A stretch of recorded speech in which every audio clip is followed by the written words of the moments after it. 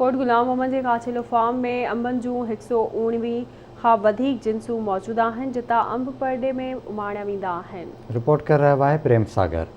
सिंध जी सकाफ़त जे हवाले सां कई अनेक सुखड़ियूं मशहूरु आहिनि। उते वरी अंबनि जो सीज़न ईंदे ई पंहिंजे ख़ासि दोस्तनि ॾांहुं अंबनि जा तोहफ़ा इंतिहाई तारीफ़ जा हामिल हूंदा आहिनि। ख़ासि करे अंबनि जूं कुझु जिन्सूं जेके तहलका कोट गुलाम मोहम्मद में पंहिंजो मट पाण आहिनि। उन्हनि जिन्सनि में सिंध जो बादशाह अंब सॾाईंदड़ सिंधड़ी, चौसो, सुनारी, अनवर रटोल, गुलाब खाशो, पताशो, सिरोली खे वॾी मञता हासिल आहे। उन सिलसिले में कोट गुलाम मोहम्मद जे हिकु आबादगार ज़ुल्फ़कार अली काछेलो जो फार्म मशहूरु आहे। हिते अंबनि जो विकिरो पहिरीं दफ़ा ऑनलाइन सिस्टम ज़रिए कयो वञे थो। हिते अंबनि जी पटाई भराई इंतिहाई सफ़ाई ऐं सोशल डिस्टेंस रखंदे साफ़ सुथरे नमूने कई वञे थी। अली काछेलो फार्म जे ज़रिए फील्ड मैनेजर कटर ऐं ज़ुल्फ़कार अली काछेलो आवाज़ टीवी टीम सां ॻाल्हाईंदे चयो त असांजे बाग़ात में 119 क़िस्म जा जेका आहिनि सभु वैरायटियूं आहिनि।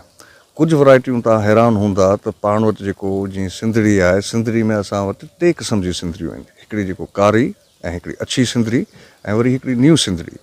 ईअं जेको आहे कुझु इलाही वैरायटियूं आहिनि असां वटि, जीअं सिरोली थियो, चौसो थियो, जंहिंमें मुख़्तलिफ़ वैरायटियूं हूंदियूं आहिनि। ऐं क्वालिटी असीं हीअं चाहियूं था ऐं असांजो जनरेशन जेको कयो आहे सो असीं ऑनलाइन विया आहियूं तव्हांखे डायरेक्टली अंब रसाए कैंची सां डंडी कट कंदा आहियूं।